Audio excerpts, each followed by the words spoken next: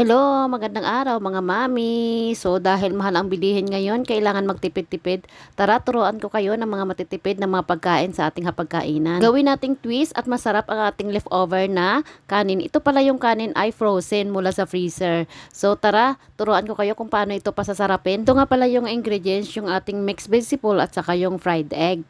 Alam nyo na kung anong gagawin natin. Hulaan nyo mga mami. Tara na mga mami sa aking munting kusina. At itong video hindi pa tapos pero alam nyo na. So nagsalang na tayo dito ng garlic.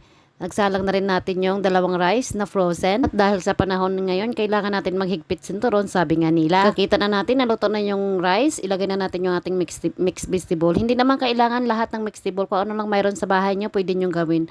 Huwag na kayo magpa-stress dahil ngayon ang bilihin ay ang mahal. Maglagay lang kayo ng soy sauce, konti. Kung anong panglasa nyo, magdagdag kayo ng asin at paminta. Depende sa inyo mga mami kung anong gusto nyo sa inyong pagkain. At isusunod na natin yung ating fried egg kanina. O, diba? Simple lang ang ating hapon. Simpleng mga sangkap at pinakamasarap na sa lahat. Sigurado ubos-ubos ito ng inyong pamilya. Isang tips po bala mga mami, kung mayroon kayong mga leftover na kanin, pwede nyong ilagay sa freezer at gawin nyong fried rice kinaumagahan o sa sunod na araw. Pwede gawin at minus gastos pa sa ating bolsa. O tara, luto na yung ating fried rice gamit yung frozen na kanin. Pag frozen ang gagamitin na kanin, kailangan nyo muna itong i-defrost o kaya patagalin muna sa labas para mawala na yung frozen niya.